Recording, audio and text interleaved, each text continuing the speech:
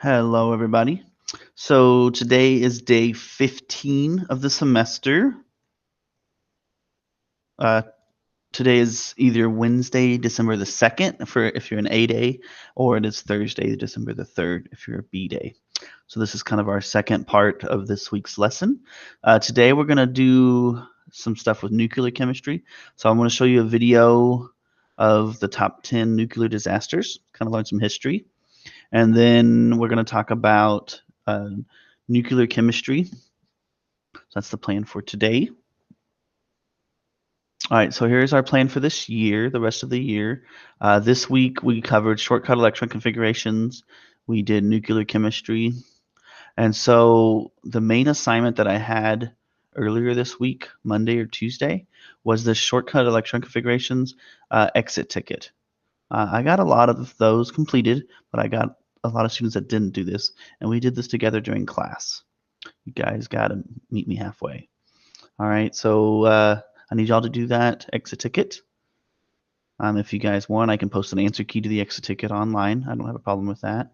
And then today we're going to do an ed puzzle. So this video that you're watching will be an ed puzzle, and it'll have questions that I need answered. I'm going to try to not have that many questions. I'm going to try to make this kind of a intro video to nuclear chemistry, not a real deep, difficult, and challenging notes. So I want it to be kind of light. All right, and the next week we'll be doing Unit 4 on the periodic table. And then the last week of the semester we'll be doing a review and the final exam. So I was told that the final exam exemption policy will be that if you were passing, I believe of December 7th, which is next Monday, if you're passing at that point, then you will be exempt from taking the exam. And I'll have something else that you guys will do, but I'm not sure what that is. But it'll be more fun than an exam. Okay. I have something I usually do in this kind of situation, and usually what I do is I have students make a brochure where they talk about what they learned all semester, and like they pretend like you would make a brochure and give it to a student that is coming into chemistry that hasn't learned any chemistry. And like here's a pamphlet, here's a little brochure telling you what you were going to learn about. So that's kind of a cool summative thing that I do for students that are exempt. So we may do something like that. We'll see. All right, so today's assignment is to watch this video and then to complete what I'm going to call the nuclear ed puzzle. All right, I need it completed as soon as you can by the end of the day today. And then I'm going to give the answers to the nuclear ed puzzle given during class. So if you're paying attention during class, I'll answer the questions. Okay. Easy peasy. So nuclear chemistry is kind of another topic. It's different than the rest of chemistry, okay? Because chemical reactions, like some that you've probably heard about in some point in your life, whatever chemistry you've heard about, whatever chemical reactions you know about, this type of chemistry does not include the nucleus. All right, all chemistry that we know and love is just electrons moving around an atom. So maybe two things are reacting and they're exchanging electrons, or one substance is stealing electrons from another, but none of that involves the nucleus. All right, so nuclear chemistry is a special type of chemistry where there's something changing inside the nucleus of the atom, which is kind of rare. So it's not a usual thing. You can't just have a willy-nilly chemical reaction and have it be a nuclear reaction. Usually when you change the nucleus of the atom, we're talking about something that happens in stars, or we're talking about an atomic bomb of some kind, like the atom bomb, okay? So we want to understand the types of radiation and nuclear decay. So when an atom splits, what does it split into? What do we call the little particles? How does it split? Okay. We want to understand how the nucleus changes in nuclear reactions like fusion and fission. All right, then we'll talk a little bit about how to calculate the half-life, or how to understand what the half-life is of a nuclear process. All right, so this is our learning objectives. Excuse me. So fusion versus fission. They're very similar in the way they're spelled, but they are opposites. Fusion is where two atoms are combining to create larger elements. So this is what happens in the sun. The sun is mostly made out of hydrogen, which actually makes up it's the most abundant element in the universe. And so what the sun does is it takes two hydrogen atoms and it fuses them together. It builds it into a bigger atom, and then you get helium. And then helium atoms will come together and make bigger atoms.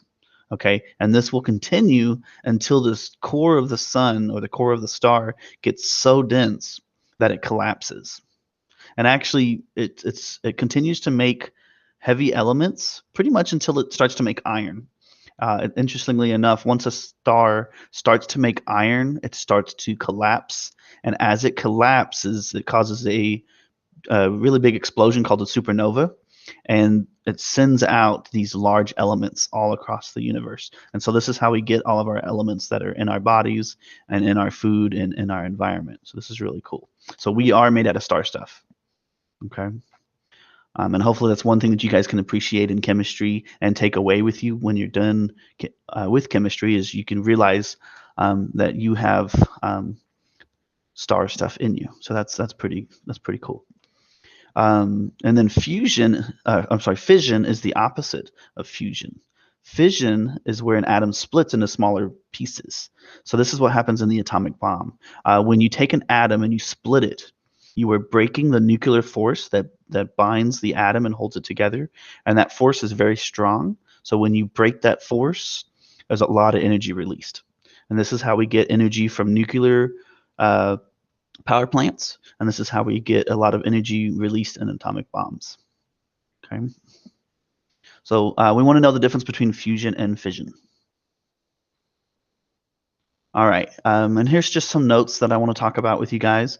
Radioactive material is material that is unstable.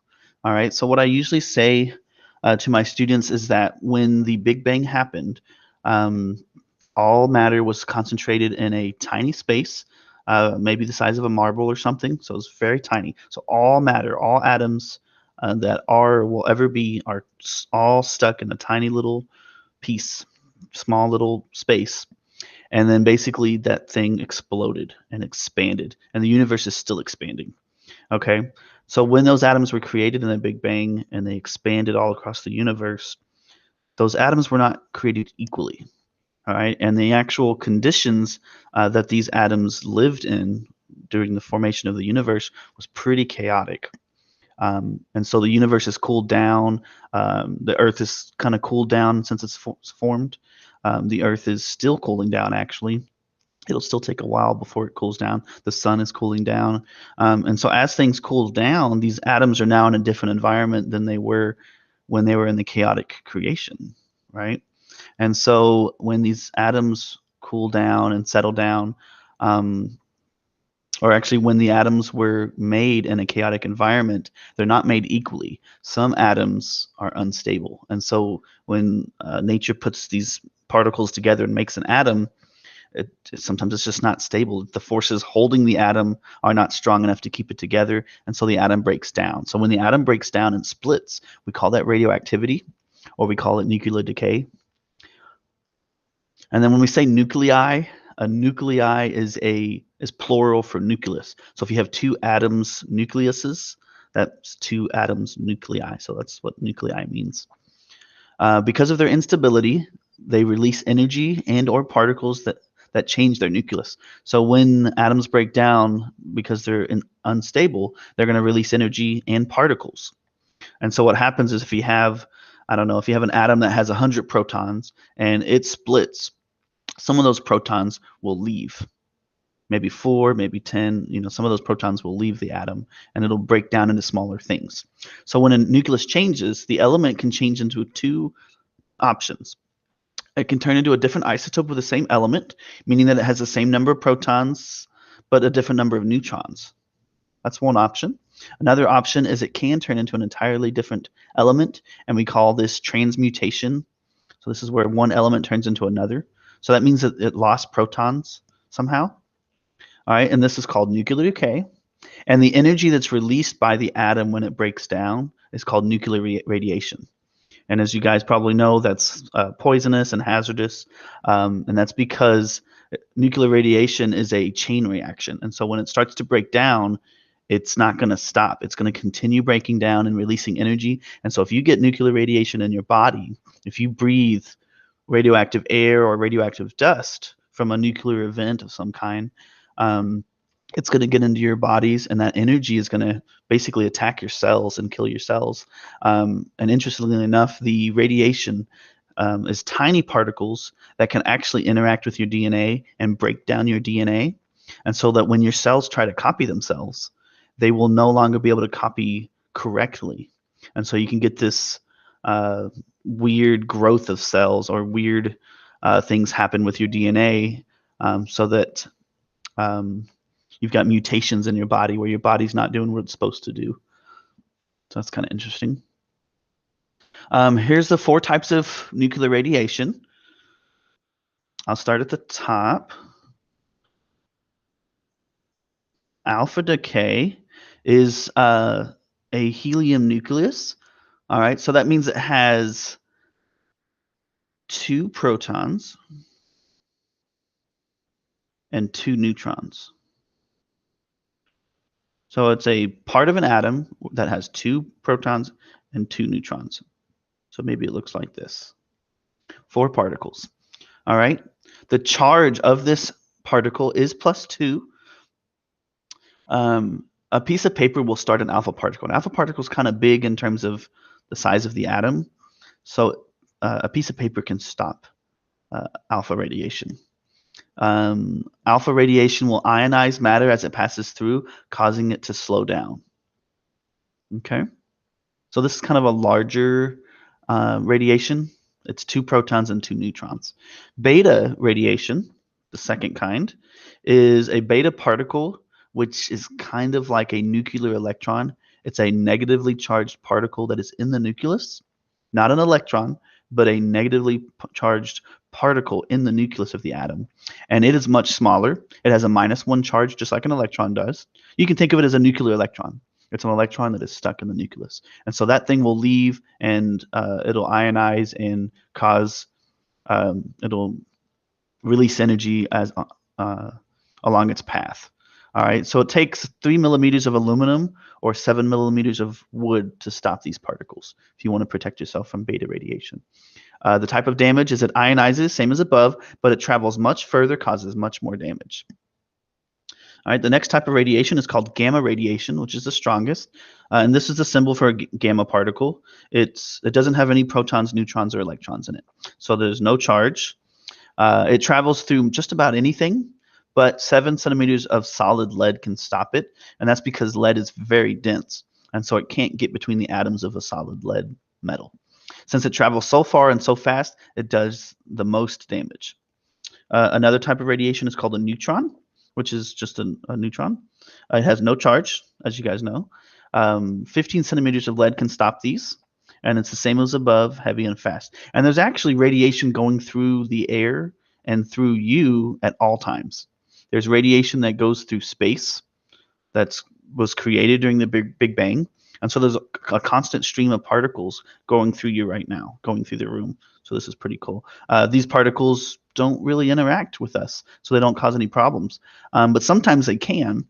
And so this is kind of how we have cancer, because particles interact with our body in the wrong way and then cause our cells to mutate and cause cancer. So that's part of the reason that we have cancer, and maybe even part of the reason why we have aging. All right, because there's a constant stream of particles that are trying to break down our cells. All right, so the universe is acting against us. The universe is trying to kill us. Okay, here's a picture of what an alpha particle is. So you've got your parent isotope, which is the original material that is breaking down. So we call this the parent isotope. And then what happens is part of it breaks down. So this is what's breaking off, and you can see that it does the full thing there. So that is an alpha particle, which again was 2 protons and 2 neutrons with a +2 charge. This right here, what the original parent isotope turns into is called a daughter product. And it's what it turns into. So you start with this thing. Let's say it has 100 for the mass. So the mass number is 100. You lose that alpha particle, so that's -4. And so then the mass of this thing is 96. So it's just a smaller breakdown product from this radiation, because part of this particle has left. So that's alpha decay. Very cool. Here's another picture of alpha decay. Oh no, this is beta decay. Beta decay is where a nuclear electron somewhere in here leaves and it changes the nucleus. So that's just a picture of that. And it's more complicated, but I don't want to get into it. But essentially a nuclear electron or a beta particle is leaving. Okay, and that's the symbol for beta. It's a Greek letter. Back here, this is the symbol for alpha, which is a Greek letter as well. Here's another picture of beta decay. Notice that when beta decay happens and alpha decay, both of them, when they happen, notice that we turn it into a new element. The mass number changes, or at least in alpha decay, the mass number changes. In this case, the number of protons changes. So you change into a new element, because we have sodium over here, and over here we have neon. So it turns one element into another, which is cool. All right, here's nuclear decay. So particles are emitted, which changes the number of protons and neutrons in the nucleus. So I just want to show you guys some nuclear reactions. So here's a nuclear reaction, and I want to talk about what's happening. We start with a mass of 226, and the mass on this other side is 224, right? Or 222 right here. And then there's a 4 there. All right, so that means that there's 226 over here. And then what's 222 plus 4? 226. So 226 for the mass number on both sides. And so notice that matter is conserved. That means that when a nuclear process happens, when an atom is breaking down, you're not actually creating or destroying anything. All the mass is conserved. All right, so you have the exact same number of particles on both sides of the equation before and after it breaks down. So you can't create or destroy matter even in a nuclear reaction. Okay, notice that the atomic number is also conserved, which is the number of protons. Notice on the left side we have 88, and then over here we have 86 plus 2, which is 88. So notice that we have 88 on both sides. All right, so this is a radium atom, and it's splitting. And so part of it will leave. So a alpha particle, which is 2 protons and 2 neutrons, which is this is an alpha particle, this helium nucleus, that will split from the atom, giving us a new element with a new mass number. So when you have alpha decay, you're going to change elements, and you're going to change the mass number. Both of those things will change. Okay. Like I said, I'm trying to keep this light, so I'm going to keep moving.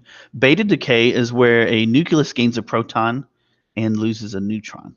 So in this example here, this is the one I'm looking at. We have a carbon 14 nucleus, and that's going to split into a beta particle, which is right here, which has got that symbol. It's kind of like a bee with a long line, with a long tail. So that's a beta particle. And then this is the daughter product. This is the parent isotope. Okay. Notice that the proton numbers increase. We had 6 on the left and we had 7 on the right. But what happens when you take the 7 on the right and add it to a -1? You get 6. So you get 6 on both sides. So it doesn't change. You have 6 protons on the left, 6 protons on the right. You have 14 for the mass number on the left, 14 for the mass number on the right. So no change in mass. Matter cannot be created or destroyed. Okay. Radioactive decay rate. All right, so it is possible to predict the time it takes for half of a nuclei to break down. So imagine that you've got a cube of radioactive material. So this cube is made out of atoms that are unstable, and what they're going to do is going to break down. So imagine the time it takes for half of this sample to break down. Okay, so all of this that I'm shading is going to break down. So how long does it take for half of the original sample to break down? This is what we call a half-life. It's the time it takes for half of a sample to break down.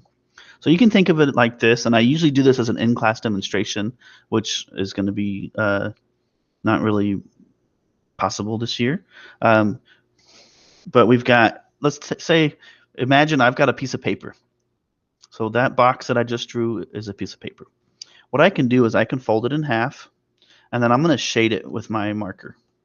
So imagine that I do that, and when I do this, I actually take a Sharpie and I color half of the paper. So at this point, well, let's go back.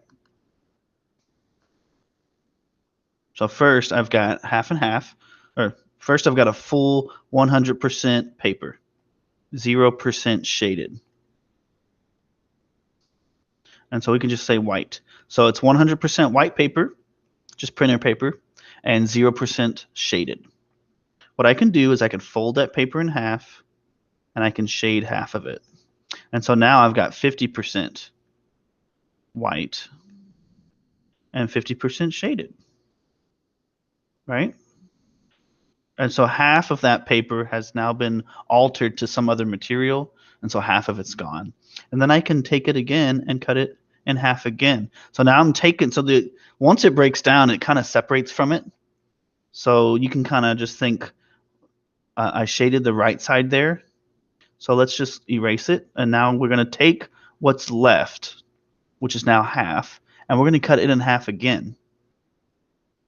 All right. And again, the time it takes between here and here and between here and here is called the half-life, right? Because half of the sample is breaking down. And so now I've got 1/4, right? So now I've got, for this part, I've got 1/4 or 25% original paper and 75% broke down. And then we can do it again for 1/8.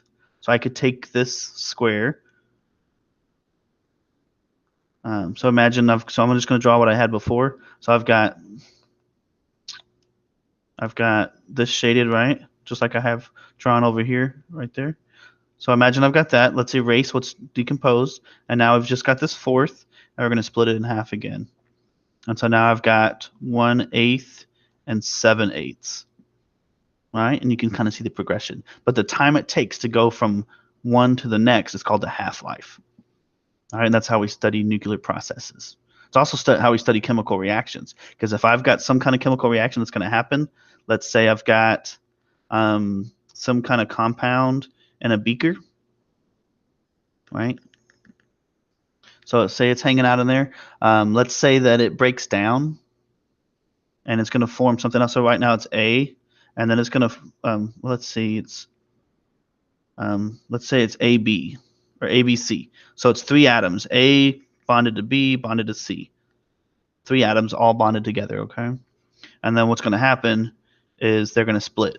We're going to have them split into separate molecules, A and then B and then C, and they're separated by space. And so they're going to break down. And so the time it takes half of this compound to break down is called the half-life. So we can apply it to studying the rates of reactions, or we can apply it to nuclear chemistry. Okay. All right, so let's go through this table. When you start a half-life or a nuclear process, we're going to say, okay, no half-lives have happened. The amount remaining at the beginning will be 100%, and actually let me make this smaller, 100%, and it will be let's see. Oh, I didn't start my timer. Okay. So we're going to have 100%, and we're going to have 0% decayed. And then after one half-life, we're going to have half of that 100% decay. So that means we're going to have 50% of the original amount, because 50% of it has broken down. All right, so you can imagine taking a cookie and breaking it in half, 50-50, right? Let's say you eat half that cookie. All right, so you can study the half-life of cookie eating, right? So after you've cut the cookie in half with a knife maybe and then eaten it, you can say 50% cookie, 50% in my belly, okay? Or you can write it as a fraction, 1/2 and 1/2, right? So you can write it either way. Now let's say that 2 half-lives. Take that half a cookie that you have left that's still in your hand and eat half of it. How much is remaining now? 25%, or 1/4, right? You're going to have 1/4 of that cookie left. How much cookie are you going to have in your belly? 75% or 3/4, right? All right, let's do it again. Take that 1/4 of cookie, cut it in half again, eat half of it. You're going to have 12.5% or 1/8, and then you're going to have 87.5% and 7/8. All right, do it once again. We're going to cut it in half, so you're going to have 6.25% or 1/16. You're going to have 93.75% or 15/16. Okay? And so the time it takes for half of the cookie to be eaten is the half-life. How long is it between bites where you're eating half of the cookie at a time? And you're going to be eating less and less. Because if you were to graph this, let me erase here. If you were to graph this, it would be a curve that looks like this. And so every bite, you're having less and less cookie to eat because you're cutting it in half. All right. Here's some examples. And I'm not going to expect you guys to do these because we're going through them so quickly, so I just want to show you the examples. So if we have radium-226, it has a half-life of 1599 years. So that means if I had an isotope, if I had 100 grams of radium-226, if I had 100 grams of that in a bucket, it would take 1,599 years for it to break down into 50 grams, right? Because remember, these atoms are unstable and they're going to break down. So it's going to take that long for half of it to decay. All right, so they're asking us, how long would it take 7/8 of that sample to decay? So if we start with 100%. If we had 1 half-life, we're going to have 50/50, or 1/2 broken down. After that, we would have 25/75. That's the second half-life. This would be 1/4. And so they say that we've got 7/8. So this is going to be 12.5 and 87.5. And so this will be 1/8. And so if they're saying that 7/8 has broken down, then 1/8 must remain. And so if you look at our half-life here, I'm going to do this in red. This is 1 half-life after 50% of it is gone. This is 2 half-lives. This is 3 half-lives. So the trick to these questions is you have to determine how many half-lives have happened. So in this case, 3 have happened, and so the half-life is 1599. So we need to multiply that by 3. So 1599 times 3, and we get 4797. Okay. Next question. Radon-222 has a half-life of 3.82 days. You have a sample with only 1/16. So if you look at our chart, we'll do this again. Let's take 100%, and then we're going to have 1/2. That's the first half-life. And then we're going to have 1/4. That's 2 half-lives. And then we're going to have 1/8. That's 3 half-lives. And then 1/16. That's 4 half-lives. All right, because it says 1/16 is remaining. So that means 4 half-lives have happened. So we can just take the half-life that's given, 3.82 days, and multiply by 4. And we get 15.28 days. Okay, next one. A sample of cesium-130 has decayed to 1/4 its original amount. You can see how many half-lives have happened there. So that's 2 half-lives. This happens in 5.2 years. So 5.2 years is equal to 2 half-lives. Okay. 5.2 years is equal to 2 half-lives. And so what we can do is divide that by 2 to get the half-life. Like, how long is each half-life, right? So if it takes 5.2 years to get 2 half-lives, divide 5.2 by 2, and you get each half-life. And so that'll be 2.6 years. Okay. Okay. So that's it for the fun math stuff. Let me see what else I got in here. I've got these links again for assignments. Okay. Again, if you were absent last time or if you weren't paying attention last time, we did an exit ticket. All right, and that's on the calendar. Okay. And if you need that, just let me know in the chat. I want to show you guys some videos. Okay. Again, we did a test before Thanksgiving break, Unit 3 test. I'm going to put this into Skyward pretty soon. So please make sure that you've taken this. It's not that long. It's not that hard. It's not that difficult. And I'm going to curve them. So just try your best. All right. So I want to show you guys some videos here. Let's see. Let's start off with the fun one. Let's look at the 10 most dangerous nuclear meltdowns. So I'm going to change how I'm presenting here, and I'm going to hope that it'll record the audio and you guys can hear it. And if it doesn't, then I will add this video. I'll give you guys the link to this video to watch. Okay.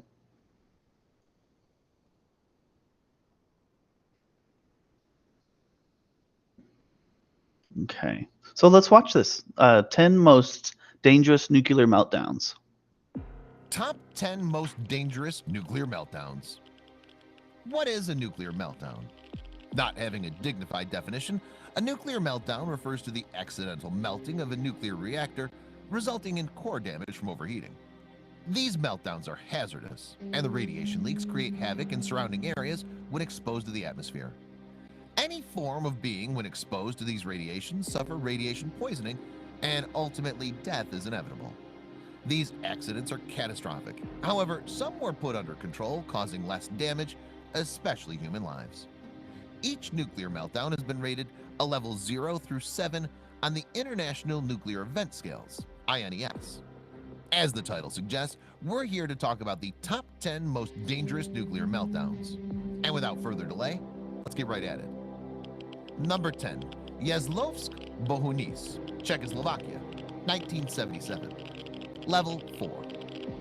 This was the first power plant to be built in Czechoslovakia. The experimental design of the reactor was supposedly meant to function on uranium mined in the country, but being the first power plant, it suffered several accidents and was shut down more than 30 times. An initial accident in 1976 caused 2 workers their lives, but a greater calamity fell upon this power plant on the 22nd of February 1977. During a routine fuel change, control rods were incorrectly removed, causing a radioactive leak. Since the Soviet government tried to conceal the incident, no estimated casualties were reported. However, the power plant has been decommissioned and is expected to be dismantled fully by 2033. Number 9, North Star Bay, Greenland, 1968, Level 4. A U.S. Air Force B-52 bomber running a Chrome Dome mission on the 21st of January 1968 had several hovering bombers above targets in the Soviet Union. Unfortunately, one bomber that was carrying 4 hydrogen bombs caught fire and had to make an emergency landing.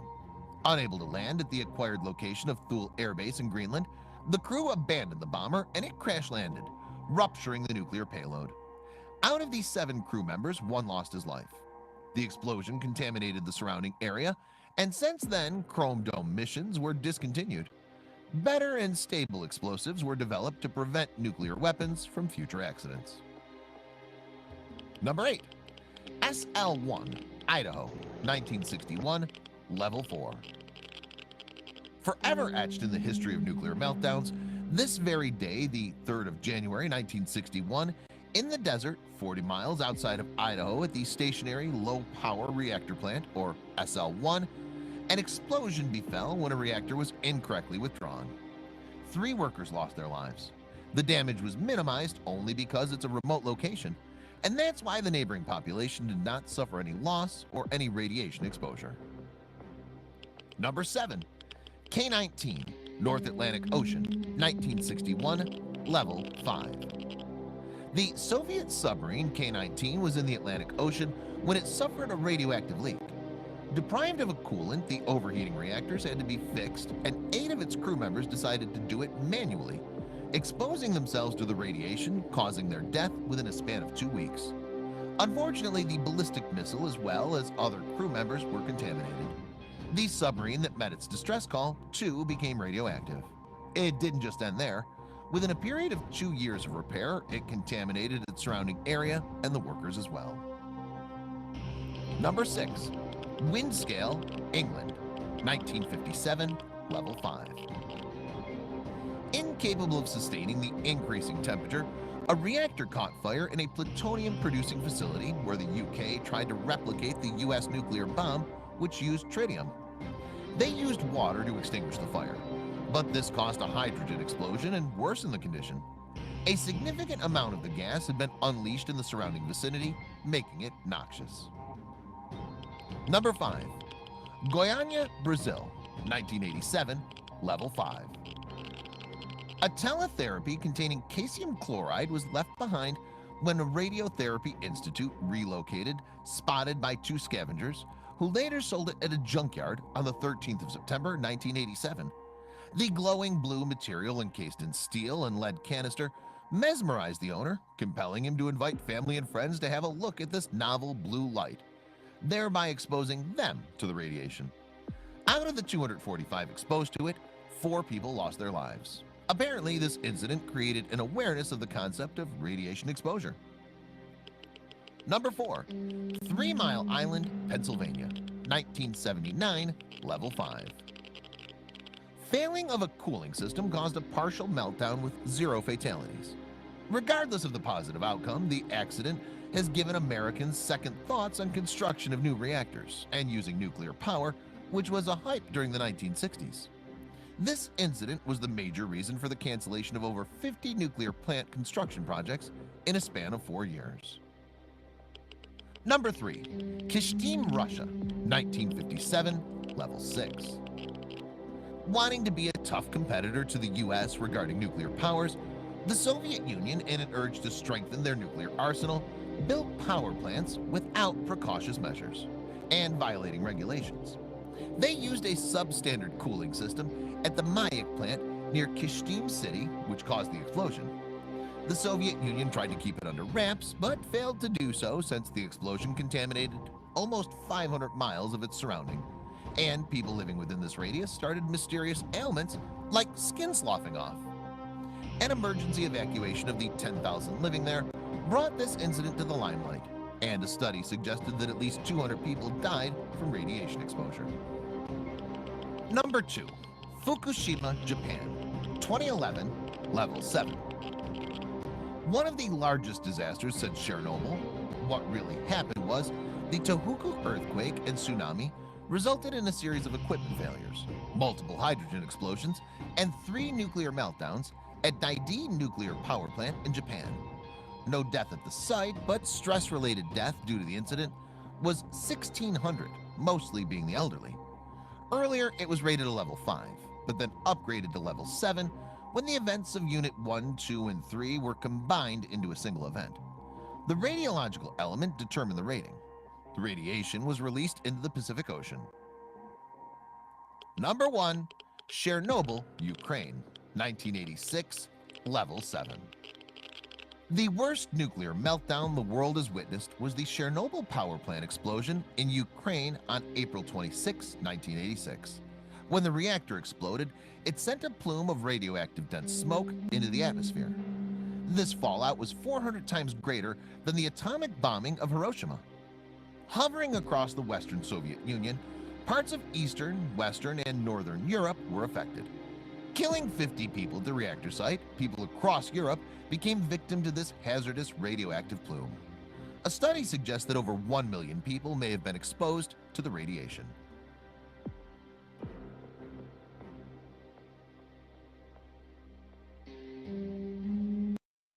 Top 10 most dangerous. Very, very cool.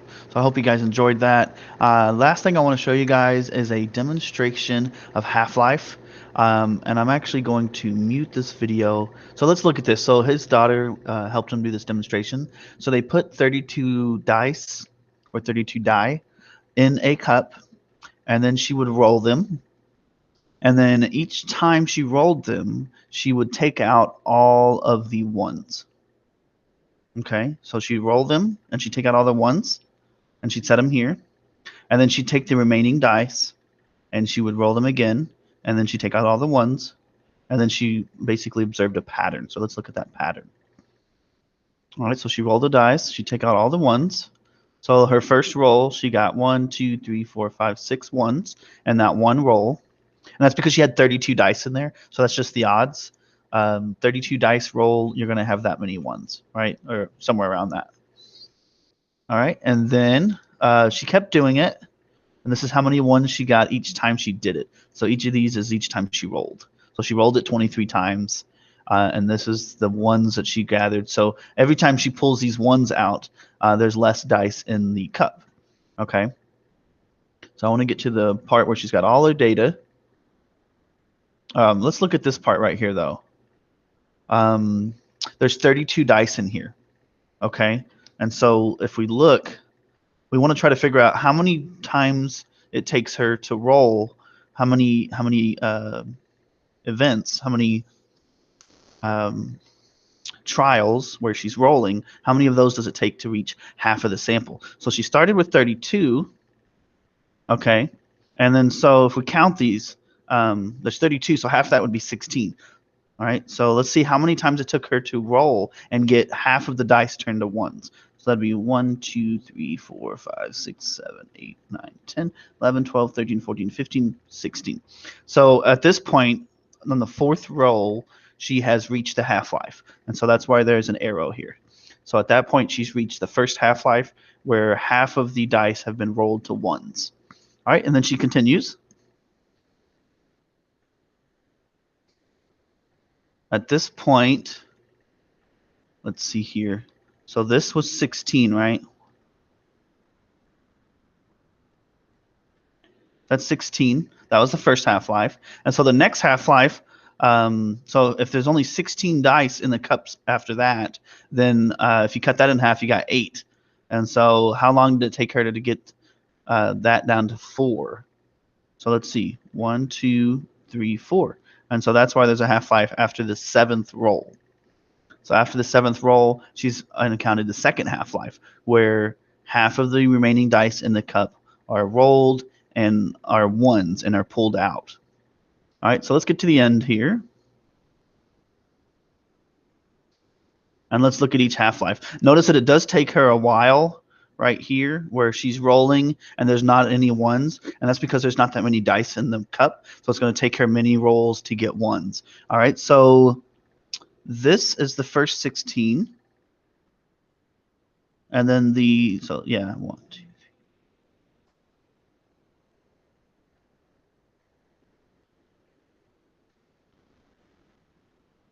So that's the first 16 there.